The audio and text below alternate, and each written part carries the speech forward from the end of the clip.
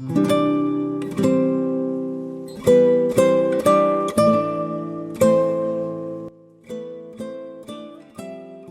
sou Maria Aparecida de Lima, Cida Lima, sou professora da rede pública e atualmente estou exercendo o segundo mandato de vereadora. Moro no bairro Bom Jardim, em Ipatinga. Eu nasci no município de Inhapim, bem no interior, num lugarzinho bem pequeno. E fiquei lá até o final da minha adolescência, quando mudei para Ipatinga para estudar. Da minha infância, o que eu tenho mesmo lembrança, de quando morei nesses lugares, das brincadeiras, brincadeiras de criança, na terra, brincadeira de roda, era o que a gente fazia nesse lugar. Não tinha televisão em todas as casas, então a gente aproveitava para brincar bastante. E as memórias da gente, os lugares que a gente tinha, era essa diversão na rua, escola, igreja, era o que a gente mais fazia nesses lugares. Então, quando eu mudei para Ipatinga, eu vim sozinha, morar em casa de parentes. E é lógico que a minha família toda ficou na roça, eu fui a primeira que saí. Então, meu sonho era voltar para casa, ficar junto com todo mundo. E eu sempre tive essa vontade de ser professora. Talvez um primeiro momento por ser a profissão que estava mais próxima da gente, porque você tinha as professoras da roça, não tinha muitas profissões, a maioria das pessoas, a maioria das mulheres trabalhava em casa, as outras trabalhavam em escola e não tinha muito local de trabalho, e os homens, a maioria na roça, com gado, com lavoura, então eram essas coisas. Mas quando vim para Ipatinga, ainda com aquele sonho de voltar, acaba que fui conhecendo as pessoas e esse sonho, durante o meu ensino médio, também em contato com outras professoras, esse sonho de ser professora continuou. Eu acabei seguindo essa carreira e é assim, uma profissão que eu gosto muito.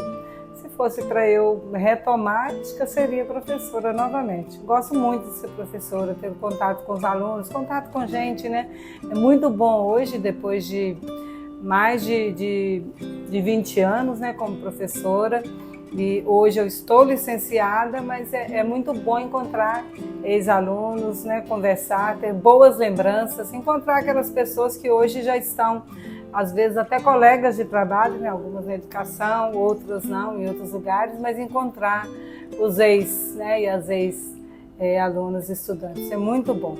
Durante todo esse tempo trabalhando como professora, é lógico que tem muitos desafios, Um dos principais desafios é a remuneração, O professor não é muito valorizado, Nem em relação à profissão em si, muitas vezes não tem o respeito, dos governantes.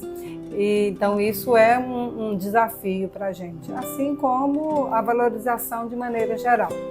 Mas é muito bom ter contato com gente, é bom você saber que faz a diferença, porque nós sabemos que nós temos eu tinha minha professora de didática, no ensino médio, do magistério, ela falava que nós trabalhamos com engenharia humana, Então é verdade, A gente trabalhar com pessoas, poder trabalhar as mentes das pessoas, os comportamentos das pessoas e ensinar. Então é muito interessante, muito bom. E ter todos os dias contato com pessoas. Eu trabalho com adolescentes na escola. Então, assim, às vezes você pode estar mal, vai para a escola, você não tem como ficar. Você esquece os problemas que você tinha em casa e chega ali, você tem que fazer contato, ter contato com seus alunos e não pode ser essa pessoa que vai levar dali a sua raiva para ali. Mas, ao mesmo tempo, os estudantes, eles são generosos e carinhosos com a gente, conseguem às vezes entender os problemas, né? Perguntar alguma coisa, aquilo que você pode falar, não, hoje eu não estou muito bem, então você tem a compreensão, né? Muitas vezes você tem essa compreensão, então é isso, gente sabendo lidar, sabendo conversar com os meninos, apesar de ter uma certa indisciplina, né? Então muitas vezes turmas bem disciplinadas fazem a gente ficar, né? Às vezes até perder um pouco o prumo, mas é bom. Você tem que tratar com firmeza, né? E eu sou uma professora, sim, que trato com firmeza, mas ao mesmo tempo consigo, né, brincar com os meninos. E sendo professora de língua portuguesa, né, eles acabam assim levando bem a sério. Na minha casa, desde criança, a gente se envolveu muito, né, nas questões mais sociais, né, de dentro da igreja. Meus pais, nós somos 10 irmãos, né, 10 irmãos e irmãs. Então, meus pais sempre foram muito envolvidos na igreja, participando ali dos grupos de base, grupos de reflexão, participando dos vicentinos, né, da Sociedade São Vicente de Paulo. Então, a gente cresceu nisso, cresceu assumindo esses cargos, né, de secretária na Conferência Vicentina, de fazer o debate, a discussão, a reflexão nos grupos de reflexão, né, nos estudos bíblicos, então, participando na igreja. Então a gente se acostumou com isso. Ainda muito cedo, meu pai era representante do Sindicato dos Trabalhadores Rurais, lá onde eu morava. Então, como representante do sindicato, você acabava também, o pai era o representante, a gente acabava ajudando, né? Ali auxiliar os outros trabalhadores, né, fazer uma coisa ou outra, atender. Então, com isso, a gente acaba também aproximando, né, desse meio aí. Na mudança para Ipatinga, logo eu já comecei, logo que estava aqui no grupo de jovens, né, participando do grupo de jovens na igreja, onde a gente também fazia muitas conversas. Logo depois, participava já do grupo das pastorais sociais, grupo de direitos humanos na igreja, pastoral do menor. Então eram esses os grupos que a gente participava. Logo que entrei na educação, né, terminei a faculdade, entrei logo na educação, ainda no período probatório, ou seja, naqueles primeiros 3 anos que eu estava de início, depois do concurso, eu entrei na direção do Sindiúti. E na direção do Sindiúti eu ainda estou, até hoje. E no Sindiúti a gente faz o debate da educação, né? Mas a educação no sentido bem amplo, a educação de qualidade para todas as pessoas. A gente faz a educação também dos direitos humanos das pessoas, a gente faz esse debate, né? A gente faz o debate dos direitos humanos, os direitos essenciais das pessoas, faz a defesa dos direitos da classe trabalhadora. Então, o Sindiúti é um sindicato muito cidadão. Então, a gente faz todo esse debate. E chegou num determinado momento que a gente acaba se envolvendo um pouco mais na política. Então, foi um pouco disso que levou a gente a entrar, porque todos os anos a educação faz greve, né? Faz a defesa da educação de qualidade, faz a defesa de uma melhor remuneração, de melhores condições de trabalho. E muitas vezes as pessoas que fazem a discussão da educação, do currículo da escola, daquilo que vai, como é que eu falo? Do que vai conduzir, né, a carreira do trabalho, né, dos professores, dos profissionais da educação, muitas vezes isso é feito por pessoas que são alheias à sala de aula, alheias à educação. Então é preciso que a gente exerça o nosso papel. Então é preciso que a gente tenha representatividade. A nossa democracia, ela é representativa, né?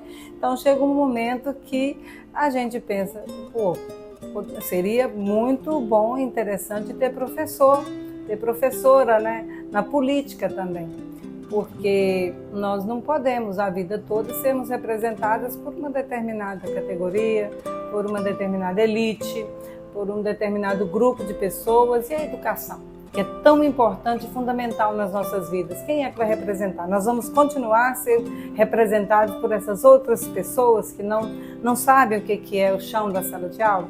Então, é com um pouquinho dessa discussão que eu vim parar aqui, e me tornei vereadora.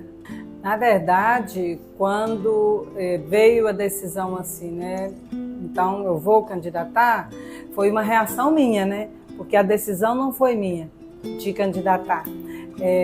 Teve uma decisão coletiva, de um grupo de pessoas que fazem debate da educação, junto com a gente, de pessoas que estão na igreja fazendo esse debate na comunidade, fazendo essa discussão dos direitos das pessoas, de vida digna para todas as pessoas. Então, são esses motivos que trouxeram o debate. Então, a gente precisa fazer essa luta, precisa defender a vida das pessoas. As pessoas precisam de vida digna, precisam de educação de qualidade, precisam de políticas públicas. Então, nós temos esse projeto muito bonito que a gente defende na igreja, defende no sindicato. Mas e aí, então? Quem é que vai representar esse projeto? Tem que ter nome, para isso. Então, é assim que surgiu a nossa candidatura, que surgiu a minha candidatura, que chegou ao meu nome. Então, eu quase que, eu recebi o comunicado de que, e aí, vamos?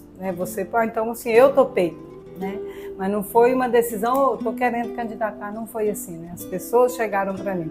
Agora, as pessoas mais próximas de mim, por exemplo, da minha família, num primeiro momento, mesmo elas, falando de política, sempre fazendo essa defesa também das pautas mais populares, sabendo que é necessário ter os políticos, sempre procurando defender algum nome, algum projeto de vida, mas as pessoas mais próximas da minha família ficaram meio resistentes, porque não, político, todo mundo, muitas pessoas não gostam de político, acha que quando a pessoa vai para a política recebe tem essa rejeição, então por que você vai mexer com isso? Não mexe não, mas já era uma coisa assim, não é uma decisão minha, de ser. Nós precisamos de alguém. Nós temos coragem de trabalhar e temos vontade, temos esse projeto. Então, alguém tem que assumir.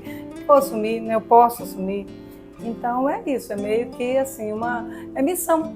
Eu acho que é isso. Você tem uma missão para cumprir e você precisa cumprir essa missão. É isso. E aí, hoje, às vezes, as pessoas... Hoje eu consigo...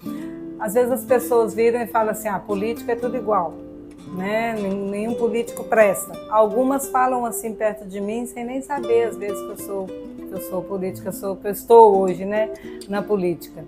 Mas aí eu vou conversando com a pessoa, às vezes só depois eu falo, ou então mesmo que ela saiba, eu converso com a pessoa, se for alguém que dê para a gente conversar, que aceite conversar, eu vou conversando com a pessoa no sentido de dizer para ela que sim, que existem políticos honestos, que existem pessoas que realmente pensam no bem comum, que existem pessoas que fazem a defesa da democracia, que existem pessoas que fazem a defesa da vida e que querem que as pessoas sejam mais bem representadas. Porque nós sabemos que a gente tem no parlamento, por exemplo, a gente tem 19 vereadores aqui em Ipatinga. Então, quem está representado nesses 19? É muito pouco, São poucas pessoas para representar muita gente, mais de 200 mil habitantes. Então, tem que ter boa representatividade, tem que ter o máximo de rostos ali, de identidades, dentro do parlamento, para a população ser o mais representativa possível.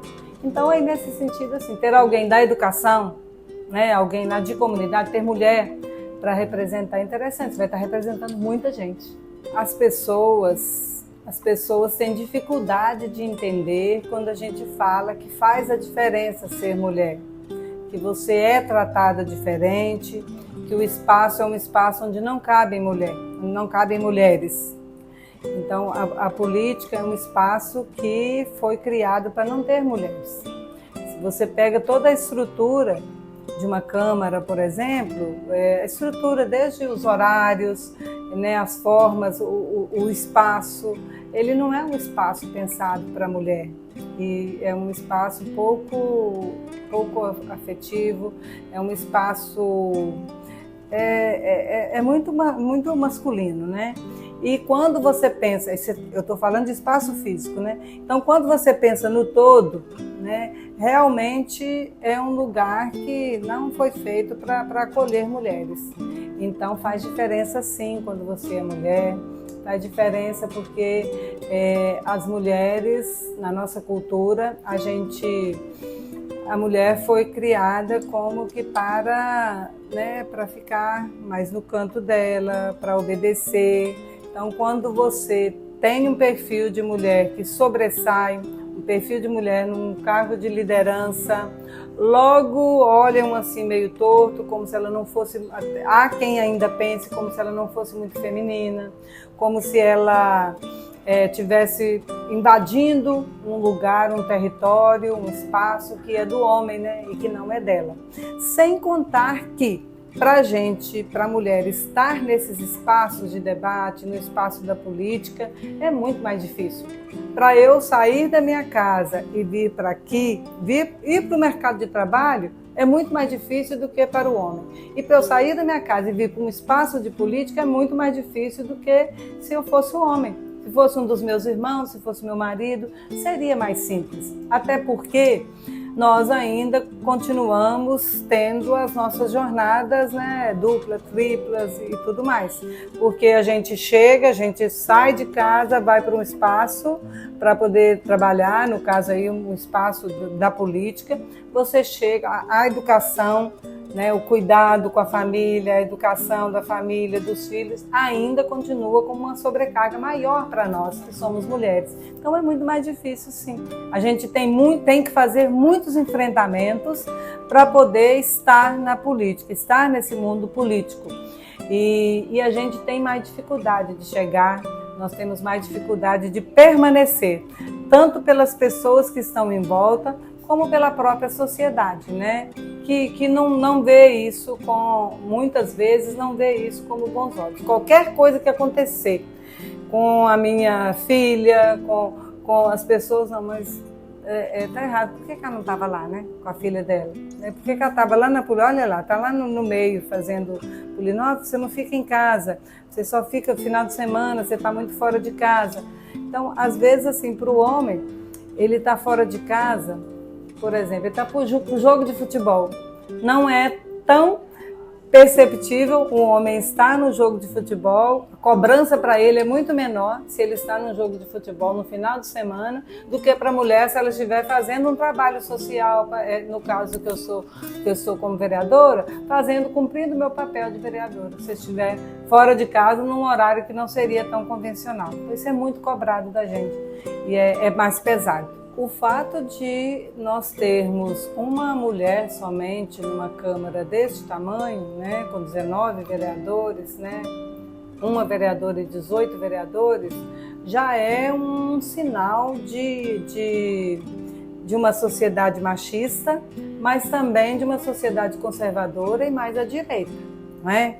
Porque a direita tem mais isso da mulher ocupar o seu lugar. E o lugar da mulher não é muito no espaço de liderança. É um espaço de liderança se ela não perturbar, não é? Se for aquela mulher que fica mais quietinha, mais conservadora, que fala mais baixinho, né? Mais mansinho com os homens, que aceita mais, aí até que ela é aceita nos espaços, ela pode entrar. Agora, se for alguém que questiona, que debate, que cumprir à altura, né, o seu papel, no caso aqui o papel de parlamentar, de fato aí é considerado, né, você já está perturbando, então isso é coisa para homem, né? Então isso é uma coisa bem perceptível. Agora, eu vejo com muita, né, tristeza essa virada, né, que a gente deu buscando valores assim tão agressivos, né, para a nossa sociedade, pensar as pessoas, saber ver que as pessoas hoje falam, tem pessoas falando com saudade, né, dos tempos de ditadura, que nós sabemos quantas famílias sofreram quantas famílias foram desfaceladas por esse regime da ditadura, quantos filhos, crianças, viram as suas mães, os seus pais serem espancados, quantos filhos foram tirados dos seus pais. Então, ver às vezes as pessoas defendendo isso e querendo, é triste, porque a gente sabe que as pessoas estão pensando nesses tempos sem saber do que está acontecendo. É um desconhecimento da história, porque se realmente conhecer a história, uma pessoa em sã consciência, da classe trabalhadora, né, que não é dominante, ela é inconcebível, né, que alguém deseje, né, a volta da ditadura. E nós estamos numa sociedade, né, numa cidade, numa região e numa cidade que teve uma ascensão, né, que seguiu o que teve no mundo inteiro, né, uma ascensão da extrema-direita, e aqui na nossa região isso também está. E eu vejo isso com tristeza, porque os valores que a gente defende, da democracia, né, que o Estado seja o mais possível democrático, que a gente tenha participação popular, que a gente avance nos direitos fundamentais da pessoa humana, que a gente avance nos direitos das mulheres, das crianças, que nós possamos ter uma sociedade que viva mais, né, e mais em harmonia, com mais paz, que a gente tem luta pelos direitos da classe trabalhadora, que as pessoas tenham direito de viver com mais dignidade.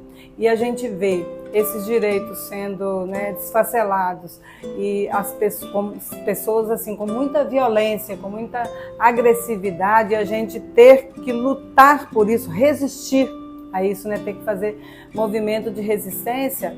Eu vejo isso com muita tristeza, sabe? E é um desafio para a gente, né? Continuar, fazer a luta e continuar sobrevivendo e continuar fazendo esse trabalho educativo.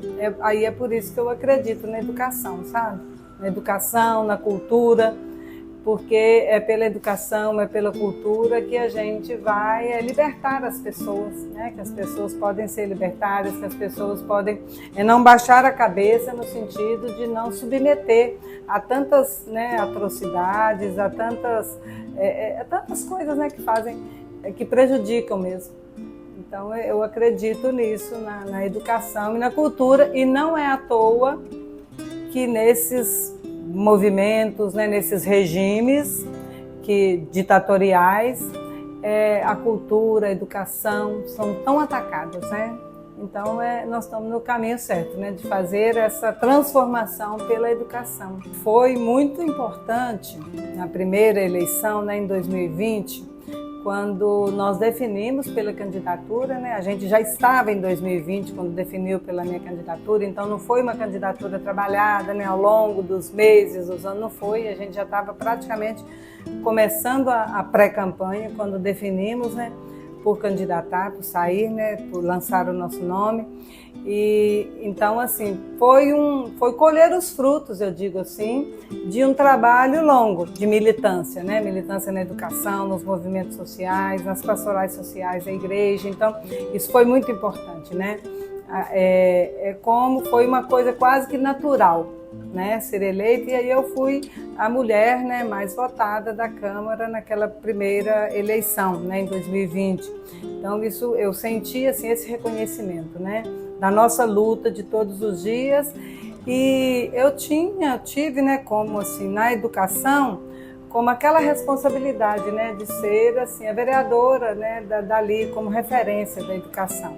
Então foi preciso trabalhar, né, bastante com isso, né, para poder representar bem, né, a minha categoria. É claro que nós expandimos, né, chegando aqui, a gente acaba representando as pessoas que veem na gente aquela representatividade. Então, se você tem... nós fizemos um mandato muito assim, à esquerda, defendendo as pautas de esquerda, de vida digna, de inclusão social, defendendo a cultura, a educação de qualidade, a educação pública, laica, né? de qualidade. Então, essas pautas, elas são pautas que a esquerda defende muito. Então, acaba que eu fui essa referência também durante todo o primeiro mandato, eu fui essa referência dessas pautas para todas as pessoas. Então, nós expandimos, né, o nosso trabalho, o leque de trabalho que nós fizemos aqui expandiu muito. Eu iniciei o primeiro mandato como a única vereadora de oposição. Então, eu cheguei por várias vezes ser 17 votos, né? Porque o presidente não vota, né? Então 17 votos contra 1. Eu tive muitos projetos derrubados, tive projetos meus, assim, requerimentos meus que eram divididos em 2 blocos. Ia votar os requerimentos, eram os requerimentos da Cida e os requerimentos dos demais vereadores. E assim, aí o bloco dos meus requerimentos todos derrubados. Então, assim, foi uma situação assim que eu fui passando aqui na Câmara, mas é uma situação também que eu sentia que eu estava representando um grupo grande, um grupo bom de pessoas, um grupo bom no sentido assim, de número mesmo, de quantidade, e um grupo que faz debate, um grupo que defende políticas públicas de qualidade, um grupo que defende os direitos das pessoas, né, os direitos humanos, um grupo que defende a cultura, essas pautas que eu disse, né? Então eu representei, eu procurava representar o melhor possível nesse primeiro mandato essas pessoas. E trabalhei muito, eu tive que fiscalizar muito, denunciei muito, né, no Ministério Público, onde precisava denunciar para a população.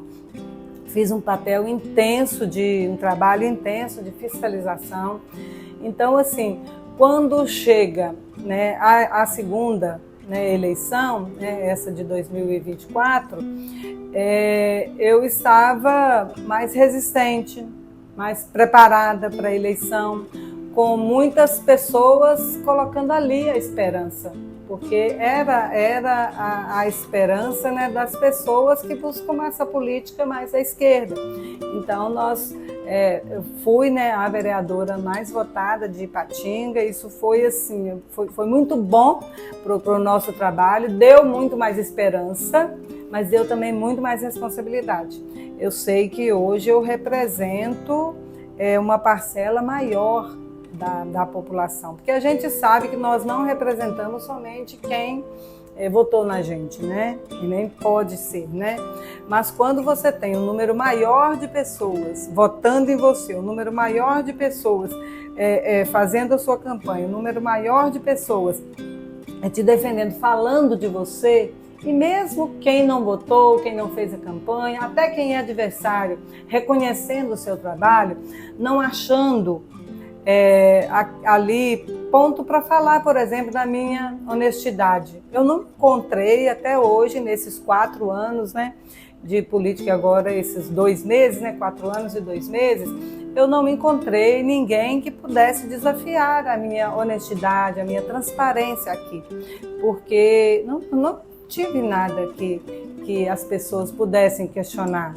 Eu não tive nenhuma vez que eu pudesse ser questionada assim, não, você votou contra a educação, você votou contra a saúde. Não tive, porque todas as vezes que vieram alguns projetos para aqui que eu sentia que feria os direitos das pessoas, eu é que puxava o debate, né? Debate contra esse projeto, que fazia o debate. Muitas vezes perdi, né, esse debate aqui dentro, mas quando eu perdia aqui no debate, perdia no voto, eu estava ganhando ponto também com uma parcela boa da população, que é a parcela que acompanha muito, que é esse grupo que eu represento, que é o grupo que mais acompanha, um grupo que participa muito conscientemente das coisas, né? Então essas são questões assim que eu vejo que foi um reconhecimento, né? Essa votação, um reconhecimento do nosso trabalho, um reconhecimento daquilo que a gente fez. E essas pessoas também, mesmo aquelas anônimas, as pessoas mais simples,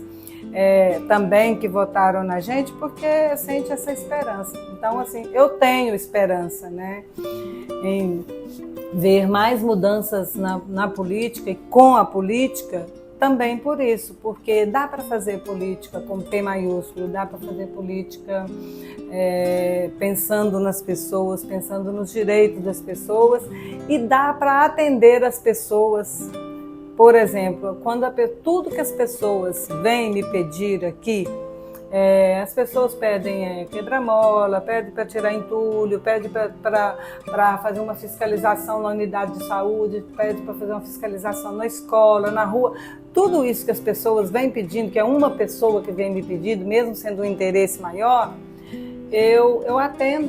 Eu atendo, como não sou eu que vou lá tirar o entulho, mas eu faço a cobrança para o poder público. Eu faço o ofício, depois mando o ofício para a pessoa. Então, assim, a gente precisa atender as pessoas, então elas foram atendidas. Agora, as minhas solicitações, muitas vezes, não são atendidas pelo governo, né, que eu sou oposição, então, muitas vezes mesmo, ele não me atende. Mas, muitas vezes, eu sou atendida, porque é o interesse da comunidade. Então, nesse sentido, eu vejo que também as pessoas viram que elas podem ser atendidas, né? Isso de atender as pessoas, de conversar com as pessoas, de tratar as pessoas bem, de sentir como eu sou uma servidora da população, né? E eu já era servidora, já sou servidora pública. Então, isso ajuda, né, a entender, porque eu sei que eu sou professora da rede pública, eu estou ali na escola para atender os estudantes da rede pública. Eu vou trabalhar bem ali naquela escola, então eu vou ensinar os meus alunos, eu vou cobrar, né, e falar para eles serem o mais, assim, né, libertos possíveis, né, para eles terem responsabilidade, para defender os seus direitos, para correrem atrás dos seus direitos. É essa educação, né, de Paulo Freire, né? Educação freiriana que a gente defende, a educação libertadora, né? Porque a gente sonha que as pessoas se libertem, né? Que ninguém seja escravo. E aí toda essa discussão que a gente sempre fez na escola, né? Esse trabalho de educar que a gente fez na escola, a gente pode colocar em prática aqui agora na Câmara, né? Estando como vereadora. Às vezes eu me sinto assim, muito impotente quando as pessoas colocam muita esperança, né, numa pessoa, num político, num vereador. Às vezes eu penso, não, não posso atender isso, dá aquele desespero. Mas ao mesmo tempo eu penso, não, nós somos 19 pessoas, 19 vereadores aqui na Câmara para atender a toda uma população. Eu sou uma dessas 19. Eu sou a única mulher aqui, então eu represento muita gente. Eu sou professora, então assim, a educação é uma das categorias assim, maiores, né, de trabalhadores. Então aqui eu posso, sem mudar o meu comportamento, sem mudar a minha ética, eu posso colocar em prática aqui na Câmara aquilo que eu ensinei para cada um dos meus estudantes lá na escola, a ser uma pessoa ética, uma pessoa de direito, uma pessoa justa, que busca os seus direitos, e aquilo que eu ensino para minha filha, né, que eu aprendi na minha casa, eu posso colocar em prática aqui e fazer o debate, né, com muita firmeza, porque isso aí a gente tem que fazer. Tem que defender os direitos e não pode deixar pisar no pé da gente, não. Pisou no cara, a gente tem que reagir, e não somente reagir, mas ser protagonista disso aí. E é isso que eu tenho feito, que eu busco fazer. Afinal de contas, né, quem é professora, né, está acostumada a fazer a luta ali cotidianamente. Então, a gente vem para aqui com essa disposição. Quem é mulher tem também essa disposição, porque está ali todo dia na correria. Então, e quem é sindicalista, né? A gente brinca no Sindiúte, a gente fala assim que a gente nunca desiste, né? No Sindiúte é assim, a gente nunca desiste. Então, é isso. Trazendo não é um sonho, né? Trazendo essa esperança de que quem luta, educa, né? Então, e quem educa, luta também, né? São as duas coisas. O que me motiva muito é a minha fé. A minha fé. Eu acredito num mundo possível, num mundo melhor, porque eu aprendi a acreditar num Deus da vida, né? Na igreja, né? Desde novinha, naqueles grupos de reflexão que a gente fazia dentro da minha casa, inclusive, nós aprendemos ali a defender a vida. Então, a sempre se indignar, né? Quando uma pessoa está sendo ferida, né, no seu direito, está sofrendo uma injustiça, uma violência. Então, a gente sempre foi assim, acostumado a se indignar e tentar fazer essa mudança. Então, isso dá motivação, né, a fé, porque a gente tem esperança que dá para fazer alguma coisa. Quando eu penso naquela menina, né, adolescente, jovem, que saiu de lá do canto de Inhapim, e você vê, né, a trajetória que a gente fez, né, que nós fizemos até aqui, que é fruto de um trabalho, né, coletivo, mas que eu sou instrumento, né, disso, desse grupo, né, desse sonho, né, vamos dizer assim, desse projeto. Eu sou instrumento desse projeto e isso dá motivação, saber que a gente pode ter esperança, saber que é possível a gente fazer a diferença para as pessoas e fazer a diferença coletivamente. Então, essa luta coletiva, essa esperança coletiva, o sonho coletivo, o projeto coletivo, isso dá motivação para a gente, leva a gente a ter a fé, né? A fé no coletivo, na luta coletiva, é o que vai então motivar. Então, o que me motiva é a fé, é o acreditar, é o ter esperança na luta coletiva. Felicidade é a gente poder realizar o sonho, né, da gente. Isso é bom, né? Você estar bem com as pessoas, estar bem com a sua consciência, estar bem com as pessoas, poder deitar no travesseiro e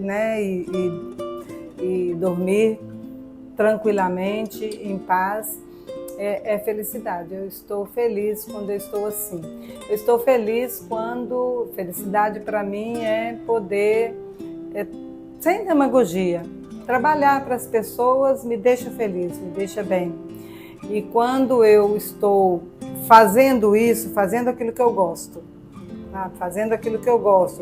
trabalhando, defendendo as pessoas, eu trabalho no sindicato, eu trabalho no movimento social, aqui eu trabalho aqui quando eu estou fazendo um bom debate, quando eu estou dando aula, eu sinto que o meu estudante aprendeu, que depois ele voltou, que ele deu aquele retorno, isso é felicidade para mim. Então é isso, é ter os objetivos, né, da gente alcançados e muitas vezes é o objetivo coletivo, assim, é o grupo, né, de todo. Isso é muito bom, né? Isso faz a gente também se realizar, né, pessoalmente.